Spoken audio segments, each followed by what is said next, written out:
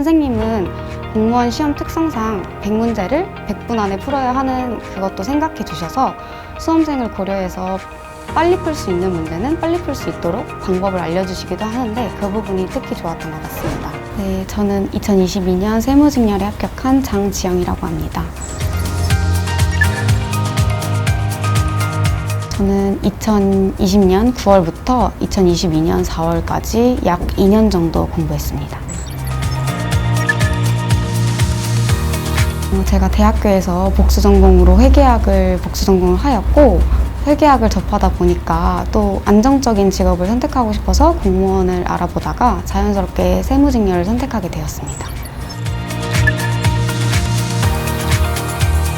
회계세법은 반복만이 살 길이다라는 말이 있는데 그 말이 딱 맞다고 생각합니다. 저는 대학교에서 회계학을 복수전공했음에도 불구하고 풀어도 계속 헷갈려서 처음에는 투입 시간이 제일 길었던 과목이기도 했습니다. 그런데 절대 상처받지 말고 꾸준히 계속해서 풀다 보면 어느새 술술 풀고 있는 자신의 모습을 볼 수 있습니다. 누구나 다 겪는 과정이니까 절대 포기하지 말고 끝까지 꾸준하게 풀으셨으면 좋겠습니다. 또한 세법은 시험 직전에는 저만의 오답 노트를 만들었고 그걸로 OX 노트를 활용해서 시험장에는 그것만 들고 가서 보기도 했습니다. 네, 저는 최대한 하루에 5과목을 골고루 다 보기 위해 노력했던 것 같습니다. 처음에는 요일별로 과목을 정해서 공부했었는데 나중에 하다 보니까 제가 좋아하는 과목만 하고 싶어지고 조금만 어려워져도 미루게 되는 경향이 생겨서 나중에는 최대한 하루에 5과목을 골고루 다 볼 수 있도록 공부했습니다. 또 공부 시간은 열품타라는 어플을 이용해서 체크하도록 했습니다. 이 어플을 이용하면 다른 어플을 사용할 때에는 공부 시간이 중단되기 때문에 오로지 스마트폰을 쓰면서도 공부에 더 집중할 수 있게 되고 제 공부 시간을 체크할 수 있게 되어서 도움이 되었던 것 같습니다. 일단 오정화 선생님은 교재 구성이 정말 좋았던 것 같습니다. 교재를 한눈에 볼 수 있게끔 설명이 잘 되어 있고 그 때문에 혼자 복습할 때에도 정말 편했던 것 같습니다. 회계를 쉽게 공부할 수 있도록 잘 안내해 주십니다.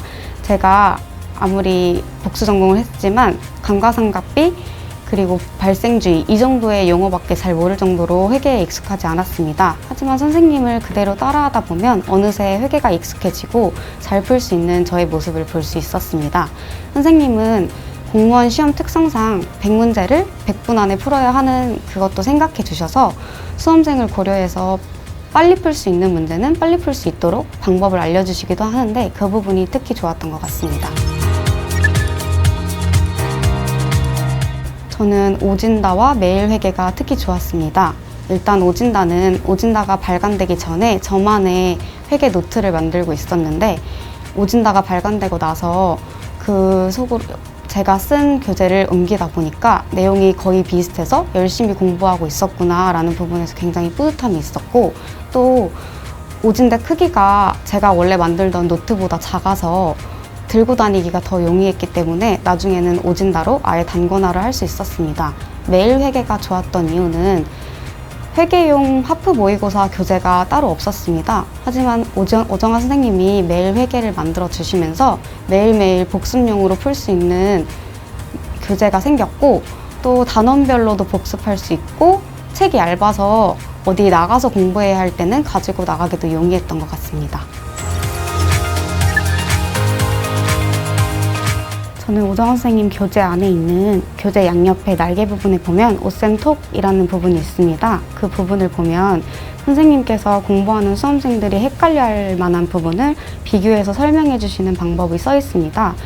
그렇기 때문에 그 부분을 읽고 공부하면 더 이해가 잘 되고 기억에 오래 남아서 그 부분을 꼭 잘 활용하셨으면 좋겠습니다. 또 세법 같은 경우에는 선생님께서 수업 때 사용하셨던 PPT를 카페에 올려주셨습니다. 그 PPT를 핸드폰에 저장해 놓고 자기 전에 한번 읽어보고 자고 또 세법과 회계를 같이 강의하시다 보니까 비교표도 만들어 주시기 때문에 그 부분이 굉장히 좋았던 것 같습니다. 저는 성격상 사람들을 만나면서 스트레스를 푸는 성격인데 공시생은 시간의 제약이 있다 보니까 아무래도 밖에 나가지를 못했습니다. 그래서 제가 선택한 방법은 마음을 터놓을 수 있는 친구와 통화를 하기도 하고, 그러면서 스트레스를 풀고 울고 싶어야 할 때는 그냥 울기도 하고 그렇게 시간을 보냈습니다. 근데 마냥 통화만 하면 시간이 아까우니까 그 시간을 활용해서 프린트를 같이 했었습니다. 각 과목의 선생님들이 프린트를 올려주시는 양이 꽤 상당한데 그 프린트를 뽑다 보니까 시간이 꽤 많이 소요됩니다. 그때 친구와 통화하면서 대화를 나누면서 프린트를 뽑으면 또 공부해야 할 양이 한꺼번에 눈에 보이기 때문에 다시 책상에 앉게 되기도 했던 것 같습니다.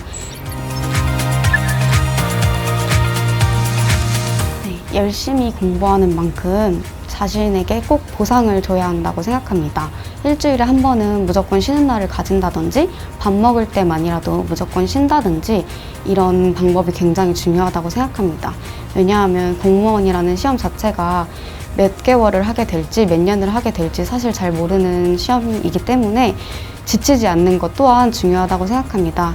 그래서 평소에 열심히 하는 만큼 자신이 쉬는 방법도 굉장히 중요한데, 또 자신만에 맞는 쉬는 방법이 분명히 있습니다.